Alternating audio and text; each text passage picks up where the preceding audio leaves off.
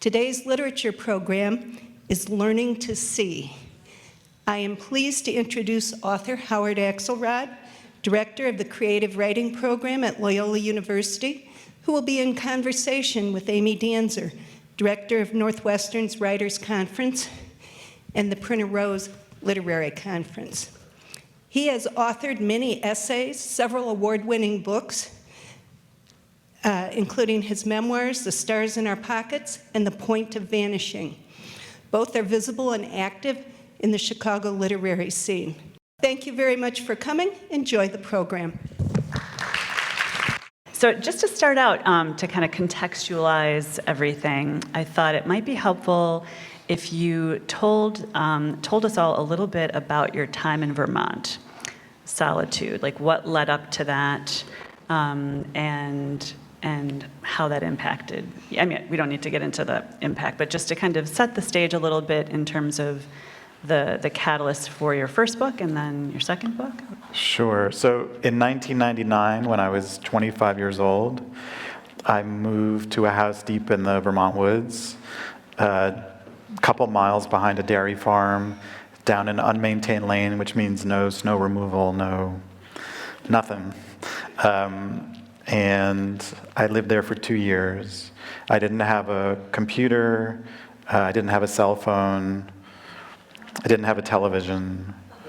I did have a landline, which I would use maybe once every 2 weeks or so. And often I'd be snowed in for 2 weeks at a time. So when I returned, we can talk more about why I went if that comes up, but when I returned to Boston, which is where I'm from, suddenly, not only was I adjusting to being back among human beings, which is how I thought of other people at the time, because I was so accustomed to just seeing squirrels and chickadees and not a lot of humans. So that was one thing, but also these human beings now were carrying phones, and yeah, just like that one. And then soon enough, they were, social media was erupting, and people were on their phones all the time. And I had, in my 2 years in the woods, my attention had changed in significant ways. My memory was enhanced. I had much greater access to memories, even from my childhood. And being able to focus was very easy for very long periods of time. One example, I guess, that has to do with memory and focus is that, so every couple of weeks I'd go to the small town, to the supermarket, although it wasn't a super, it was 8 aisles, 2 registers, usually nobody was there, and they'd be playing the pop radio station.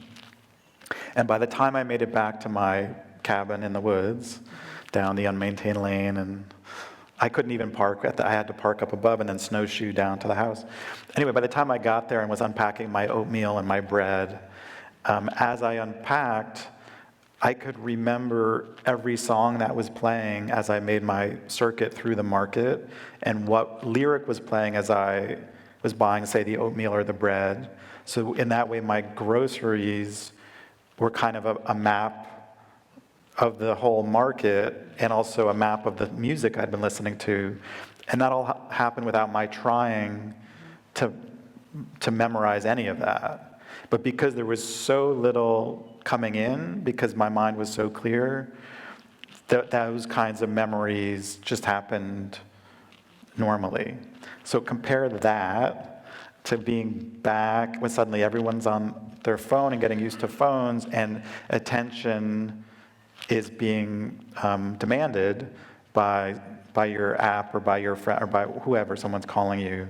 So that contrast between a kind of attention that was so clear and attention that, just because of the demands of the time and the is being fragmented. So that's part of what led me to write the second book. So in the second book, you talk a lot about inner climate change. even like this idea of inner climate was interesting to me, new to me and interesting to me, not totally foreign, it just really made sense. Can you say a little bit about what that means, like how you define inner climate change and what kind of informed your just spending time with that, thinking about it and writing about it? And I'm also interested to hear a little bit about just any shifts that have happened even in like the last 5 years in your own inner climate change. I mean, you had this big shift from Vermont back into Boston, but then even in the last 5 years since you wrote the book, right, you now have a cell phone. I don't. Oh, you don't? No, I thought you did for a second you can there. check my pocket. I don't. No, this is just the microphone. Oh, no. I can try to play video games on it or something. Why did no, I don't. I've never. Wow. I had for 3 weeks. I did have a flip phone at one point because I was at a writer's residency and I was selling my first book, and my agent needed to be able. So I got a phone. My brother told me it was like what terrorists do, like that kind of phone. Oh, God. Like a burner phone. Oh. Yeah, it was nice to be compared to a terrorist by my brother. So, but that's, I guess, the idea. Like, if you don't really have a phone, and I sent one text. I sent one text. It said hi. It was to the woman I was dating at the time, who maybe because I didn't know how to, maybe dumped me for that reason. But and then I returned it at the end of that time. So I've only had I had a phone for 3 weeks. Okay. But that's it. And I've sent one text. Hi. I love it. Okay, I don't know why. I was thinking maybe because of some app. Yeah, I don't. But I do. I mean, even last night, a friend said, "So do you have a phone yet?" It's something that people I think my mom has it on a clock. It's like every 2 months she has to ask, like, "So do you have a phone? Where are you going to get a phone?" I'm just curious, who in the audience does not have a cell phone? Nobody. Yeah. Darling, you are still Everybody. a loner. Everybody Yeah. has a. Oh, okay, we've got one other person. All right. Excellent. Power to the And we'll people. talk a little bit about that too, about just kind of resisting the digital world a little bit. But inner Yeah. climate change, can you talk a little Right. about that? So that's kind of the whole book. But Can you tell us about your whole book? yeah. Thanks. So I guess the first part is inner climate, which is a way of thinking about how you orient in time and space, like sense of direction, sense of where you are, sense of identity, like sense of privacy, and kind of the place in yourself you return to when you're alone. And wonder, like the parts of you that often are pretty deep down, that when something enters, you kind of feel it enter, and then how you respond to it is something else. But that's kind of inner climate. And inner climate change I thought of because there's this idea about neural Darwinism, which is from this Nobel Prize winning biologist named Gerard Edelman. And I learned about him from Oliver Sacks. So Oliver Sacks, I was fortunate enough to be friends with him. And he was, just as you would imagine, just lovely, incredibly intelligent, thoughtful, very warm and kind. I was really fortunate to become his friend and then to get to spend some time with him. He died before I was working on the second book, so I didn't get to talk to him about it. And there were only a few of his books that I hadn't read, and after he died, I was saving them, really, trying to go very slowly because I knew they would be my last encounters with him, and I wanted to savor that. And there was one book of his I was reading that I hadn't read. I think it's called The River of Consciousness. And he talked about this Gerard Edelman, and he said, I knew that Oliver loved Darwin, like really loved Darwin. At one point we were sharing this cabin and I came out onto the porch and he said, I'm not going to do his accent, but he was like, how have you been doing? And I said, okay, what about you? He's like, oh, I've been reading. And I said, what about? He's like, earthworms, like Darwin about earthworms. And in this book, he said that other than Darwin this was the thing that excited him most, was Edelman's idea of neural Darwinism, which was really a continuation of Darwin's theories about adaptation. And neural Darwinism was the idea that just as species over time develop adaptive traits to do what they do, like a hummingbird having the long proboscis, is that what it's, to dip into the flower, the long beak to dip into the flower. Human beings within a lifetime are developing adaptive traits through our neural connections. So depending on what our environments demand, for instance, if you're an athlete, and you're a tennis player, and you're hitting ball after ball after ball, your brain adapts to that. And we tend to call it muscle memory, but really it's neuronal memory or neuronal networks. And everybody has that. That's how we learn new languages. It's how we learn new skills. That's how we're able to do things that we weren't able to, as a species, that we weren't able to do however many years ago, because our brains are incredible and adapt. So that's neural Darwinism. And what I was thinking about when I was reading Oliver's book, in addition to missing him, was how our environments are changing because of the phones. It used to be we just had the physical environment. I would imagine most of you grew up with that. We grew up with that. And there's also the digital environment. And over the last, whatever it is, say 15 years, those two have fused more and more. So it becomes harder and harder to say, oh, I'm just, I'm not in the digital environment at all. And because we're in this new environment, new traits, remember neural Darwinism, new traits start to be selected for. And so that was the idea. I was just thinking about, as with climate change, as with various animals, for us, while we're in this kind of dual environment now, what traits are being selected for? What traits are adaptive if you have to pay attention to all these different things at once? And what traits are being endangered? Just as with animals, with certain. So that's and Oliver's and Gerard Edelman kind of gave me that. I really felt like Oliver was giving me something from the other side. So. He was. What kinds of traits would you say we're acquiring or losing?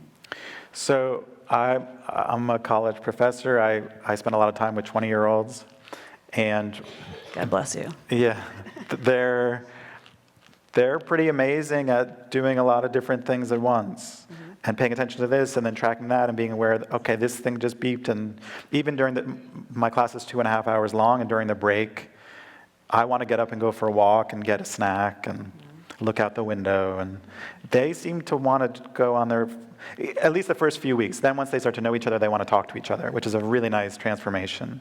But initially, as soon as the break, they're on their phones. And it seems to me they're tracking many different things, which used to be only like in movies where there's a war and there's some general and he's looking. But now everybody's doing that. Or someone's, maybe it's more like campaigning. The person who's the campaign chief for trying to check this poll, that poll, what's happening. It's probably more like that's what they're developing that. So I think those neuronal networks are being selected for. So that's 20-year-olds. And they like to make fun of Us. because we don't have that. That's true. Or I certainly don't have that. So it's like, why can't you do 10 things at once?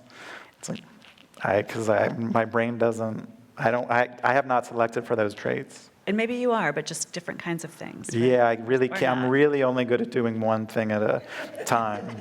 I mean, even this happened too in the woods. So I got so used to eating very slowly and paying attention to everything. I still am not so good at talking and eat. Like if I go to a dinner party. I noticed that. I wasn't going to say anything Thank at you. lunch. I always have to go get food afterwards because I can't really. If I'm engaged by the conversation, I can't eat all that much. It's a good diet plan. That's right. What would you say about people's attention spans? Maybe beyond your students, or have you? Right. So this is. So you were asking for like changes, maybe positive changes, and then what are some negative?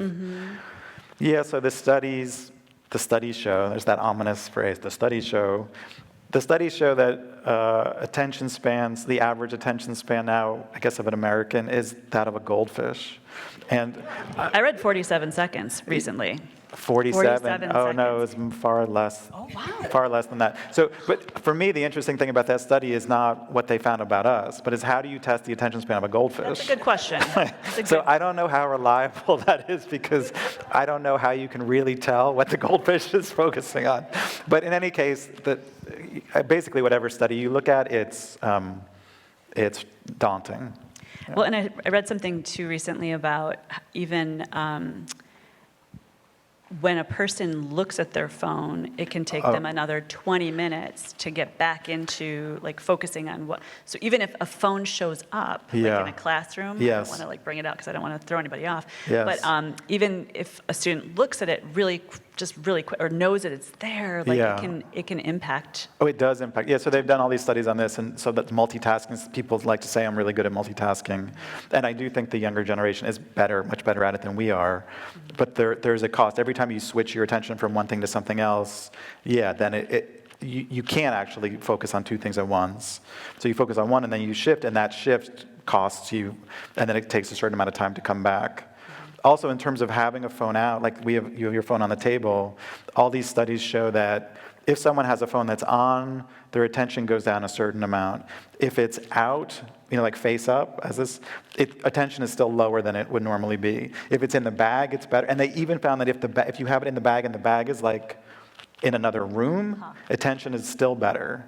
Like just the mere presence of it actually diminishes attention, which is nuts. That's wild. So I always have my students put their phones in their bags. I just have it out. That's my new watch. No, I gotta get a watch. I don't mind it. I don't like what I'm doing here. Okay.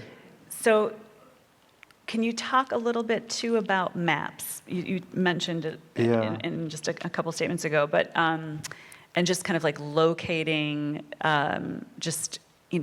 your journey through the grocery store and that, like just kind of the connective tissue between like your attention and the way you're taking in your surroundings, you're perceiving your surroundings, and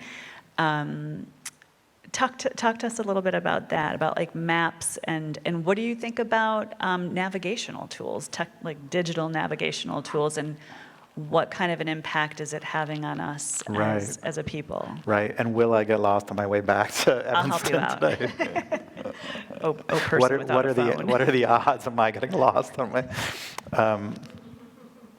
Well, okay, so there are a bunch of things with that. The first is that when I was a kid, I think like a lot of kids, I loved maps. I loved looking at maps. I loved in third grade when they pulled down the theirs. And for some reason, Illinois is a different color than California. Like, why is that? And what does that show? And there's just a built-in faith in maps, that the maps are telling you the way things are. And they're accurate, and you can trust them. And the last thing in the world that could be biased would be a map. They're just facts. How could there be a bias to a map? And as I was doing research for the book, I learned what any cartographer would know, which is, of course, there are biases to maps. And even the very orientation is a bias. So maps used to, and we'll get to that word orientation in a second and where it comes from. The maps used to, the top of the map was east, because that's where the sun rose, and that's the way you faced thinking about where the sun rises would be the top of the map. But then certain people didn't like, in Western Europe, didn't like that Asia was at the top of the map. If you're standing in London and your map, you've got, I don't want to see that, I don't want that on top. I want us to be in the middle. So whoever you want in the middle, you have to reorient the map, and the word orient is the same as orient. Right. And which comes from the Latin for to rise, like where is the sun rising? So the word comes from where the sun is rising. The maps used to be east on top. Now with our phones, this connects to our phones because there's the question of what can give us a map to our maps? What are our maps privileging? And so for GPS stuff or for they're privileging efficiency. This is the shortest route based on current traffic. They're not privileging what is the most scenic route. I don't know if an app even exists for that. Not yet. Like, what's the prettiest way to go? Although in a lot of places in this country, they have scenic byways. Roads are actually marked by that. And I've never been on a scenic byway that was not scenic. They're right. And so, like, they know what they're talking about. And they also have scenic overlooks, which I love. Like, you've been traveling for 20 miles, everything is beautiful, and then you come to a sign that says scenic overlook. Like, just there is where you're supposed to take a picture. But anyway, that idea that our phones are telling us the built-in bias is not the east or the west. The built-in bias is efficiency. And that may be exactly what you want. At certain times, you need to get someplace. At other times, it may not be what you want, but that's the default. Right. And in fact, it's more than the default. It's the only option. So that's important. One other thing about maps and how our brains develop to navigate is that the part of our brains we use is the hippocampus. Hippocampus is where a lot of memory is, and that's where we have what they call cognitive mapping, where you have a picture of a place in your mind and you know, we're going to take this route or this route. And if your cognitive mapping is good, you can see the whole thing from above. If your cognitive mapping is not that good, you just have a route map. You just know left, right, left, right, left, right. And you can't think, if you got lost, you wouldn't know what to do because you can't see it from above. So those are two very different, and of course with GPS stuff, it's all route maps. And I do find that with people who are on their GPS all the time, especially younger people, they're getting lost all the time. And one thing that may seem like, okay, whatever, so their sense of direction is not as good. They can always then just rerouting and they're fine. But I do think there are some corollary effects. I found with my students, this fascinated me, it surprised me. We were reading, this was a fiction class, they're reading short stories. And one student said,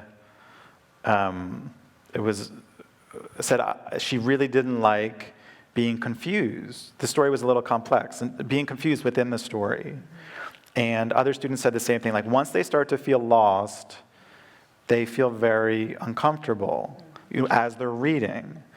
And I said, that's part of reading. Oh, actually, it wasn't, it was Virginia Woolf. They were reading Virginia Woolf, this great essay called Street Haunting. And Virginia Woolf has all these digressions.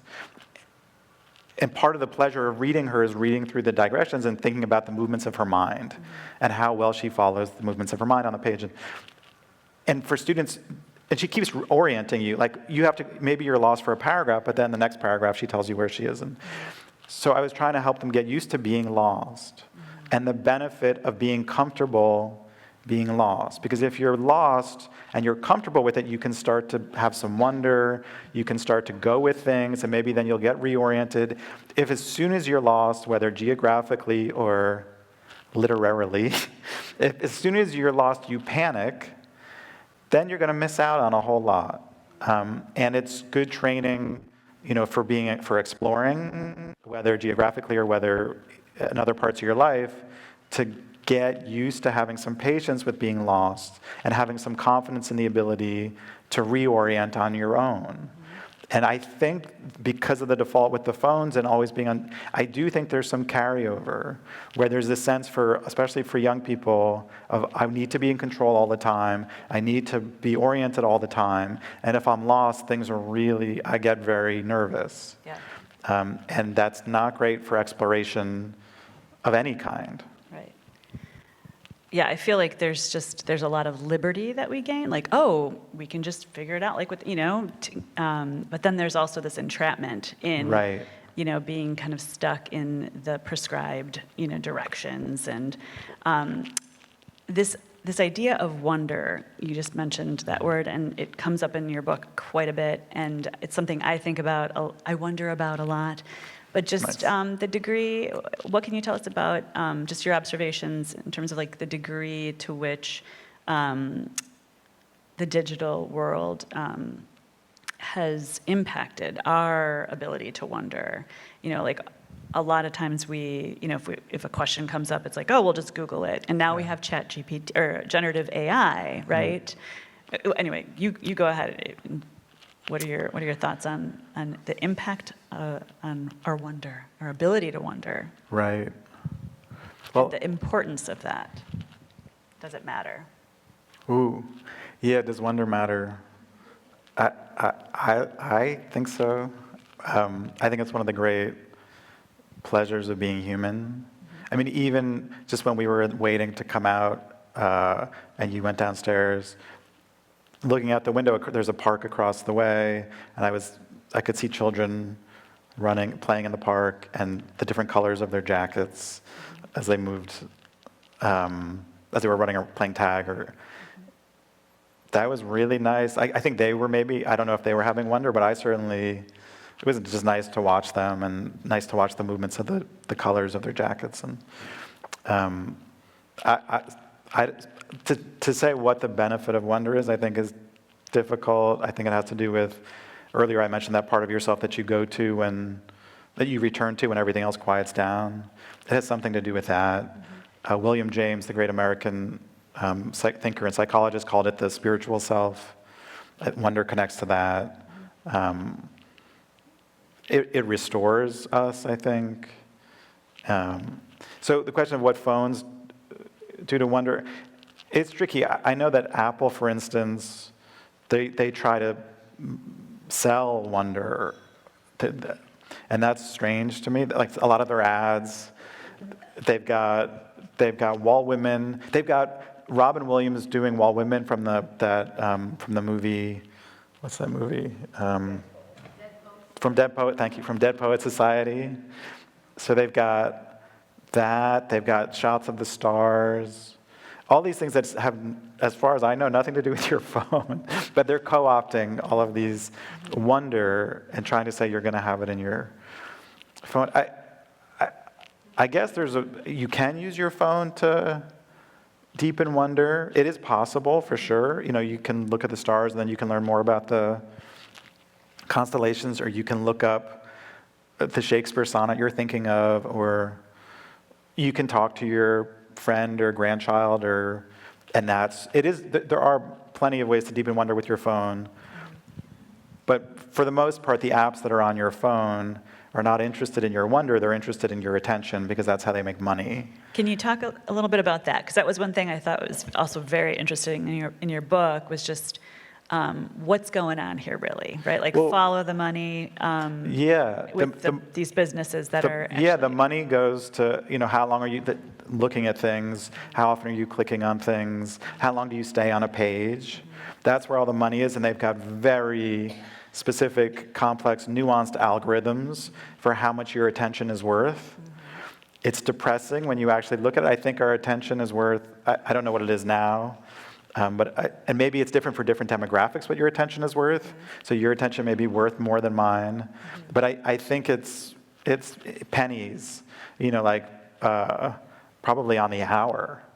That's what your attention is worth to them. But because there's so many people, it actually is very profitable if they can get your attention. So their interest is not in, social media and even, a lot of the news outlets, and I've had this with articles I've written, and then the way those articles get headlined, sometimes the headlines are different online than they are in the actual newspaper or magazine, and they want clicks.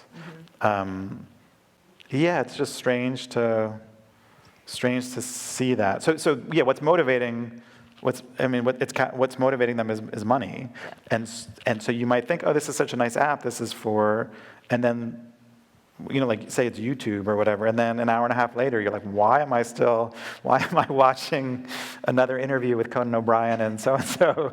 It's like, well, because it's designed to keep your attention so they can make money. And you did, in some of your research too, I remember you finding like interviews or something with people who worked at these, like at Apple, and this was before they had teenage kids, and they would even say things like... Oh, right, the guy who designed the iPhone. Yeah. Then after he had kids, realized, I don't want my kids to use this. Right. Yeah, it's similar, I think, to the robber barons, of a century earlier, where they built up the city or the cities, and then they wanted to make sure all their children and family had beautiful houses in the Adirondacks, so they didn't have to spend the summers in the congested cities that they'd helped build. It's the same thing. It's like these extremely wealthy people who are making money on everybody then realize they don't want their families and their children to be subjected to the money-making tools that they've developed. Right. But it's good enough for everybody else. It's just not Not my good enough. 13-year-old, right. Yeah, it's just not good enough for their kids. Yeah. Well, and some of those guys have left Apple, they're speaking out about it. Yeah, they've now, realized and- yes, what they have wrought. Yes. Yeah. The other day I was just kind of revisiting John Berger's like ways of seeing, Yeah. ways of seeing, and you and I talked a little bit about this too. But at one point he was talking about just like the camera and its ability to reproduce images and how that impacted our ways of seeing and just like the power of just standing in front of an authentic piece of art and the silence and the stillness of that, and just you don't even need to know anything about the artist necessarily or what's going on in the painting, but just the very act of engaging with a painting and that silence and that stillness, and it's kind of like this portal to connect with self and your own thoughts, and Yeah. and that's just so counter, like this idea of silence. It's so counter to the noise in the machine. Just if we're on social media, there's just so much noise, and so I'm just wondering. And also, there's like a lot of rhetoric out there. Silence equals death, and yes, but simultaneously, just saying things you shouldn't say, out of just by reacting to something, can also cause death, So, can you say a little something about your thoughts in terms of the power of silence, and maybe even just the way that the digital world or digital communication is impacting our ability to talk about things, that important things, Yeah. whether it's, reproductive rights or, gun violence or wars, can you say a little something about silence and... Yeah. So that's many. It's a lot. That's yeah, a many sorry. part question. It's a lot. But I'll see if I was in the audience, or if somebody was in the audience and did what I just did, I'd be like, that it's jerk. Cool. I should be able to remember my way through all the aisles of the market that I think about. So the first thing that you were saying about the Berger ways of seeing, which I recommend to everyone, it's so thoughtful and beautiful, and the silence of the encounter with a work of art, and I think that's part of what a good painting or a good short story or a good essay, that's what it does. It requires our attention. It calls on our attention. It asks us to defer judgment, and it entertains us. It stimulates us. It entertains us in some way, whether it's through colors or plot, or and then it's also giving us something. It's reaching some part of us. Like you said, and then maybe you reconsider something, or you feel a part of yourself that otherwise you couldn't feel, or you have an angle on something, you feel recognized, or you feel disturbed, but you feel something. And there's time as a part of that. George O'Keeffe has this quote, the painter George O'Keeffe has this quote that I love, which is, it takes time to see. The same way it takes time to have a friend or to be with a friend. And paintings that do that, stories that do that, movies that do that, that slow us down and help us to see and encourage us to see and to think, and are huge benefits to us. They change the pace on what's happening, and then they help us see. So that kind of quiet or that silence is, for me, it's so meaningful, and I know when I'm getting it, when I'm reading in the morning, or especially when I get time to write, and or to go for a walk or look out the window, I always feel restored. And if I don't get it, and there are a number of things kind of speeding up the way I'm seeing, I don't like it. And I get cranky. I'm not as nice of a person. And I don't know if for other people it's as extreme as it is for me, but I think most people have something akin to that. So there's that kind of silence. And then you were talking about phones and how that can speed us up and not give us that. And instead of having one authentic thing in front of us, like a painting, there's a stream of images coming by because our attention is being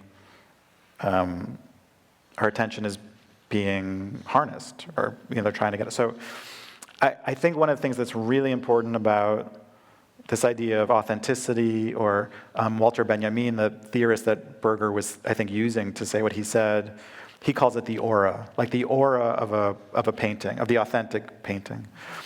But there's also the aura of people.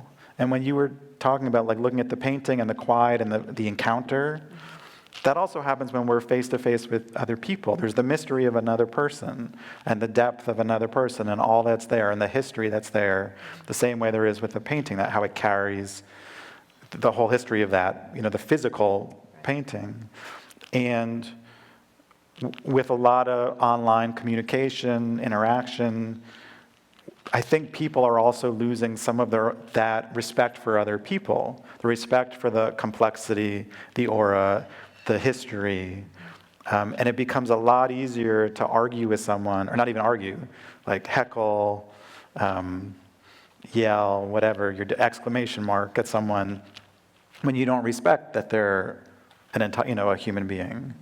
And that is an enormous danger, not just for the speed of images going by and then the difficulty people have to stand in front of art, or to, I think the most dangerous thing about it is the way we treat each other, and then how embattled our conversations become, and how quickly we're polarized. And there's a lot of talk about how social media is so good for awareness of certain subjects and topics, and I think that's true. It's great as a megaphone, and for social movements, it's great for getting the word out, for informing people about certain things, and it also then makes conversations about those things harder than almost anything else. So there's something very deceptive about it. It makes a certain kind of awareness or getting the word out very easy, and then it makes actual conversation, nuanced, useful conversation, incredibly difficult. So, and the way I would think of it, I was thinking of recently with the war, the Israel-Palestine, imagine if, so Israel-Palestine, it's a little bit like a couple who's been together for a very, very long time, and they've been fighting. That's what they do, they fight. And they've been fighting forever. And anybody from the outside thinks they maybe know, but no, you don't know. It's only the people who have been part of it they know. And that's what they do, they fight. And so it's like, okay, now let's give you a megaphone, and let's give the other partner a megaphone. We're going to put you on a roller coaster, so like a real roller coaster in an amusement park, so your autonomic nervous system goes crazy. We're going to fill the roller coaster with other people who think they know you. We're going to give them all megaphones. We're going to say go, and now it's like resolve all your conflicts, go, and you have to yell. You yell. People behind you are yelling. There's no chance. Given the complexity of, and for so many issues, you're talking about reproductive, like all these issues, guns, people are so ready to get the megaphone and start yelling that listening is impossible.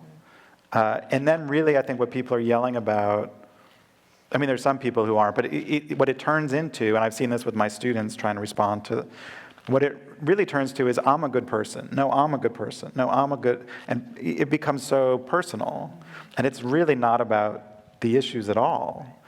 And once conversation devolves to that point, no, it's tribalism. There's no possibility of learning anything, of reaching any understanding. And this is very dangerous. We see this in our conversation about so many things. And our country, the world, but especially our country, we need to find a way to have difficult conversations. and we do not know how to have difficult conversations. On that uplifting note, earlier we were taught, I just had mentioned that I didn't see any clocks, like in the room that we were in. Yeah. And you had mentioned there was a clock downstairs and that you're very aware of clocks, and I see that there's one there. And you talk about time in your book and how the digital world has impacted our sense of time, but also time is a construct, right? And so we've had industrialization, and we've had the railroad, and these technological advances have impacted our sense of time. But how would you say that? And you've talked a little bit about this already, but like if you want to just kind of keep on with it, expound on that, just like how the digital world has also maybe impacted our sense of time. Well, things are faster. Things are a lot faster. And the expectation for when someone will get back to you, it's crazy. So I don't look at so I don't have a phone. I haven't gotten one since our conversation started. Someone can text my mom and tell her. But I don't look at my email until after lunch. So I can, in the morning, so I can go to my computer, I can write, I can do my work. I won't turn on the internet or whatever, I don't look at it until after lunch. And that helps a lot. And then I find that there's a lot of hand waving or ringing, or why haven't you gotten back to me? I emailed you 2 hours ago, and it's tyrannical. Yeah, so like even today, in the midst of selling my place, and I'm aware that my realtor might be getting in touch. I'm not reachable. I think when I get home and I will get some angry emails like, where were you? Why didn't you? But that's, So time has been accelerated, and that keeps happening. I mean, the Industrial Revolution was a big part of that when there was the punch clock, and IBM was actually the first maker of a really early iteration of IBM. And the railroad before that. So in every different town, even if the towns were close to each other, they had the time was on the church or on the town hall. So like one town over, noon was a different time than where you were. What a mess. And that was because noon was when the sun was right above you. And so every town had their own time. But then the railroads came, and they would have schedules, and there were crashes because they didn't realize that they forgot that they had different times. So there were problems, and they had to systematize everything. So there's that, and then working, and then and now there's such an acceleration of time that it kind of feels like time almost doesn't. I don't know. It's I wish someone should write a memoir as time. Like, this is how I grew up. This is what happened to me. I don't know what I'm doing now. I can't find myself half the time. I'm nostalgic for the old days when I knew who I was. And yeah, I don't know. I don't quite know what to say about it other than what almost all these studies have found, that people, when they're talking about the times they enjoy most in their lives, across cultures, across all kinds of dividing lines, people always say the same thing. It's when they enter a kind of flow state, which is a state where you lose track of time. And time seems to be very slow, but also that when you look up, like an hour might have passed. And that it doesn't matter whether you're fishing or you're playing basketball or you're reading, or it doesn't matter what you're doing. If you can enter that state where you become unaware of time, things are good. And so if we have a culture where there's a kind of tyranny of time, it becomes harder and harder to enter that flow state, which is when we enjoy ourselves the most. I'm just going to keep an eye on time. Okay. Yeah. I'm going to ask you one more question. Look at that, the time has flown. It's worked its way into our conversation. Yeah. And then we'll open it up to the audience for questions. But what are some things that you do to kind of resist just the tyranny of the digital age? And what are some things that we can maybe be thinking about too, just in terms of keeping our attention heightened, our, that skill set of just paying attention, Yeah. like what are some things, keeping the phone out of the room, but are there some other things that you would recommend? Or can you tell us a little bit too about like what you do to kind of, we know you don't have a cell phone, but like, are there other rules that you've made for yourself? Yeah. And I think everybody has to find what works for them. The main thing is to be deliberate about it. So for me to not put my email on until 1 o'clock, because I like going for a walk in the morning first, and then I like sitting down at my desk and writing. That's what works for me based on what I need to do. The main thing though is it's just making your own choices. I think there's a default setting. There it is. There's a default that we should be on our phones all the time. That's okay. The talk wouldn't have been complete without phones ringing. Agreed. Thank you. That's right. Also, it tells us we're done. Yeah. It tells us we're done. So they're everywhere. What's happening? I think the thing is to be deliberate about it. There is the assumption that I have to do this. Or someone's going to need to be in touch with me. And I'm fully aware I'm not a doctor, I'm a writer. There are no emergencies. I've never had someone be like, I need a semicolon, stat. It doesn't happen. So I don't need to be reachable. And people who think they can wait an hour. There's no, but depending on who you are and what you need, make your decisions based on that. Okay, in the morning, I want to be in touch with my friends, so have your phone on in the morning. And then I want to have an hour in the afternoon to, whatever you need, rather than feeling as though, there's all this pressure on me, so I really should. That's where you get stuck.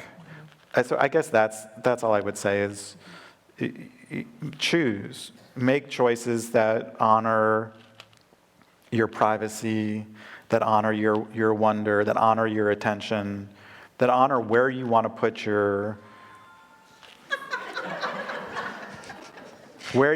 attention, because otherwise it'll get hijacked. Okay, I think that's a good note to end on.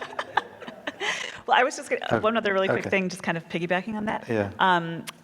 Because in connection with you're a faculty member, and you have students, are there things that you're doing or that your faculty are doing to kind of help teach young people to pay attention? And like I read something about like an instructor just telling their students to go outside for 20 to 30 minutes, in different directions and come back and like make a little list and share just one thing. And then they all kind of start seeing where they have connected experiences. Yeah. So I ask in both the creative nonfiction and the fiction classes, on the first day class, I asked the students to introduce themselves by talking about something they noticed on the way to class, or maybe in the days before, something that stood out to them, something that gave them pause in some way, that maybe they wouldn't have mentioned to a friend, something that wouldn't rise to that level, but that for whatever reason reached them in some way. And maybe they don't even know why, but maybe a conversation they overheard or something they saw, and what they find when they start to do it. So there's always a student or two who say, I didn't notice anything.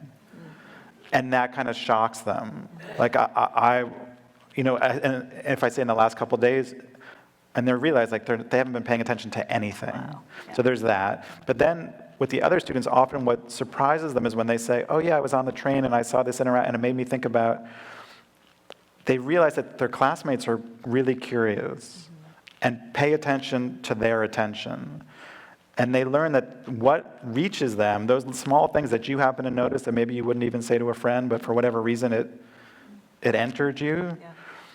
Those things, if you are able to talk about them in a way that show how they caught your attention, make other people really curious.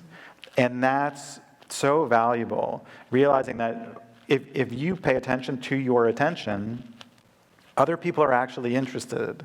And there's something idiosyncratic about your attention. You don't get to choose what has that effect on you. It's not, oh, I want my identity, I want to be this kind of person, or I want to. What actually reaches you, you don't choose. There's something very true about that. And then when people talk about, oh, I noticed this thing or this thing, almost everybody is curious about it. And for the students to feel that interest from their classmates for something that they would have dismissed themselves is really powerful. And so they start to develop that. And not to get too meta, but that's kind of what this is like going to be like. Tea time is going to be a little bit of that, right? Yeah. Why don't we go ahead and open it up to questions? Yeah? I'm wondering, how much being an introvert versus being an extrovert might play into this, because I can't imagine being alone for 2 years or 2 hours, well, probably 2 hours. But it is really, as an extrovert, it's scary. Yeah. And I wonder how that plays in. Okay. So, yeah, that's fascinating. So I am an introvert camouflaged as an extrovert, although I think my camouflage is kind of worn off a little once I spent 2 years in the woods. But so I like being among people for certain discrete amounts of time, and then I need a lot of time. Everybody's got their ratios. How much time do you need with other people versus how much time do you need alone? And my ratios are probably pretty unusual. I do think that goes with the phone stuff too, or how much time you spend in solitude, being deliberate, finding the ratios that work for you. I will say that it can be good at times to work against your defaults. Like, if you have a hard time being alone, to practice it a little, to work on it, to find what happens for you in silence, which can be very scary, I think, for people who don't spend a lot of time that way. And then also for people who are introverts, I can get into patterns where I just want to read and go for walks and not talk to people too much. And then when I do, I'm almost always charmed, and I think, oh, that was so nice. And there were all these things that came up that I never would have thought of on my own, and it's so stimulating to be in conversation, which is part of why we're in conversation today. So, but I do have to work against my defaults sometimes. So I would say that be deliberate about your choices, but then, try to push yourself a little into the other, into what you can find in the other area. Yeah. Howie, terrific. Thank you. I'd like to know what you took with you into the woods. How many books did you take? And I was going to ask why, but I think it was a need. Yeah. So I won't go into the need. Everybody has their need. But I was Right. wondering what you took with you to their cabin in the woods. Okay, right. How many pairs of wool socks? How many? Yeah. So I didn't take many books. I took a few, very few. Part of why I went, and to answer what I took, I do have to. I thank you for being sort of respectful about the question of why. But in order to explain why I took what I took, I kind of have to say why I went. So. I went because I wanted to get outside of any social construction of meaning, any sort of, all the stuff that I had been brought up on, and I wanted to see what I would find away from all that. Like, what meaning would emerge, and would meaning emerge if I was just spending time with the sun rising and going for walks and in quiet. Like, what the first person who asked the question was afraid of, I kind of wanted to force myself into that and see what would happen, and how would meaning emerge for me, for myself, for my sense of what was important in life. And then I could go back, with that sense of who I was and what was important, and maybe have something to offer other people. That was the hope. And so I didn't bring a diary, for instance, because I didn't want to be trying to construct a sense of myself as I was there. I kind of knew that then I'd be, it would be a form of looking in the mirror, and I didn't want to be looking in the mirror at all. So I had no diary, and I only brought a few books, I guess just for company. I brought Proust in French, and my French wasn't so, it was okay, but wasn't great, so I had to read it really slowly, which also was slowing me down. So I'd read like a page or two every night, and that's also, there's this theory of beneficial difficulty. Like if things are a little more difficult, they slow you, it's actually really good for you. It's why they found that people taking notes in college classes, if they're writing by hand, they retain information much better because it slows them down. It's harder. So I guess I was doing lots of things that I hoped would have beneficial difficulty. So I brought a lot of wool socks and not a lot of books, and not even a diary. And I just wanted to see what would happen when I put myself in that situation. It was kind of like experimenting. I was using myself as a way to experiment. Any other questions?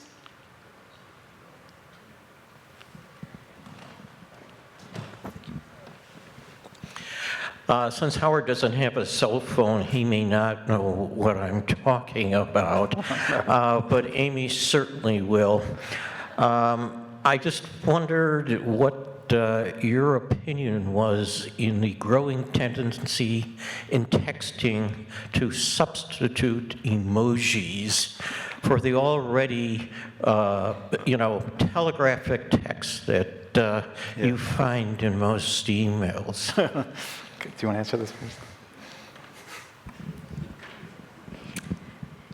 Well, I've moved on from emojis to GIFs. Yeah, there's just like no end to it. But I found it kind of fun. It can be expressive. I feel like the emojis were a little bit too, just not as interesting. And so, yeah, I did move to like GIFs, which are basically like just weird, like little clips from movies or little clips from cartoons or whatever to kind of express an emotion in a little bit more theatrical kind of way. So, but who knows where it's gonna, like a friend runs a publishing, like a small press, and their logo is actually like in movement. It's like, it's not 3D, but it's like animated. Her logo, because I was gonna just like copy it and like put it in something like, anyway, it's like for this nonprofit I help out with. And I'm like, well, how in the heck am I supposed to just like copy and paste this like video, logo? So it's never ending, I feel. So I am aware of what emojis are. I do receive them sometimes from people in emails. I have no idea what they mean. I occasionally will look them up just to see if someone's, what they're saying to me. One thing that I think is interesting about it, this is like sort of the view from 20,000 feet or wherever I am, but from far away, is that some of the first, it's like ideograms. Some of the first written communication, were hieroglyphics or ideograms or, just little pictures. And then eventually those developed into letters, and people were writing with words, and then we had books, printing, Gutenberg, printing press, and then computers, and still using words, email, texting. Now we're back, emojis come and there are these little images again, and it's all the way back around to hieroglyphics and ideograms. A little weird. Yeah, I feel like sometimes it's nice to have these little like shorthand, devices, but I also, there are plenty of times too where I'm like, okay, stop. Like, what are you really trying to convey? And why is it so difficult to convey this? Like, to try to like force myself to kind of unpack like what it is I'm trying to say. I do like the heart eyes. I kind of like the heart. When someone sends me that, I do like that. So some of them I know what they mean. If it's, I guess the question is really like, can this enhance? Can you use this as kind of just like an accent or it's just the sprig of parsley next to the steak. But if all you're going to eat is sprigs of parsley, you're going to be hungry probably. Thanks. Thank you. I just wondered, I guess you did not bring a French dictionary with, but was that because you thought your mind would work in a different fashion if you had to try and figure out what the words are? And Yeah, that's a great question. So I didn't bring a French dictionary with me. My French was good enough that I could figure out most of it. I mean, Proust writes in very long sentences. So he can be challenging. Even my fiancée is French, and she has said to me, like, I have a hard time reading Proust. How did you read? She doesn't believe that I could understand it. But I think I understood. I think I could. But it just took time. It wasn't so much words I didn't know, because obviously I couldn't just intuit those. But with the grammar, he has these very involved sentences, and there was a pleasure in having to go slow and find. I mean, it's what I was saying before about getting lost a little bit. It's reading him is a little bit like finding your way through a forest, and you have to slow down enough to find, to try to organize how all those subordinate clauses, how you can find your way to the meaning. So, it was that. It was something that I thought would be comforting and slow, and I guess also that wouldn't connect me back to where I came from. It would take me to some place totally different. So maybe that was part of it too, just sort of getting outside of at one point, the house where I lived, there were some books on the shelves, and one was Best American Poetry of whatever it was, like 1998 or 1999. And I like poetry very much, and at one point I opened that book thinking, oh, this will be nice. And it was like opening up a cocktail party. It felt so loud. Each poem felt so loud to me. I felt like I was in New York City. I could hear the glasses clinking. I could hear so much vanity in these poems. It astounded me. I was like, had to put it back on the shelf. So I think that was part of why I wanted Proust too. I wanted something quiet and that didn't have glasses clinking when I read it.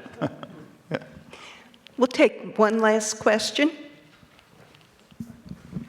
So how many books did you write in that time period, or did it take 2 years to complete your book? Okay, so I wish I could say I wrote many books during that period, but I actually wasn't writing much at all during the time I was in the woods. I was writing very short poems occasionally, and the more time I spent there, the shorter the poems became. On the page, it was almost like if the words were like footprints, it was like they were getting lost in the snow, and there were just fewer and fewer words. So it would be like 3 lines. Like there was one poem I remember, I don't remember most, but one called Snowfall, and it was just walking, and then return, space, an empty page. Like that's what Snowfall was. It was just like walking in an empty page. That's basically all I was writing, stuff like that. And I didn't write the book about my time in the woods until several years later, once I was back. And that is one thing that's very important for memoir and for personal essay, is having a point of view that's different than the point of view you had at the time. So you can write about it with some perspective, and you can have yourself as character showing things that happened and how you were thinking and feeling, but then also you can have yourself as narrator, having perspective on how crazy some of the stuff you did was, or how whatever. Because at the time I wouldn't have thought about my parents, or I thought about them, but I wouldn't. Whereas in retrospect, I could be aware that, oh, this was very difficult, or this was hard on my friends, or, like having a perspective that at the time I probably, even if I had it, I might have been more defensive about. So I didn't write about it then, I wrote about it later. Thank you very much.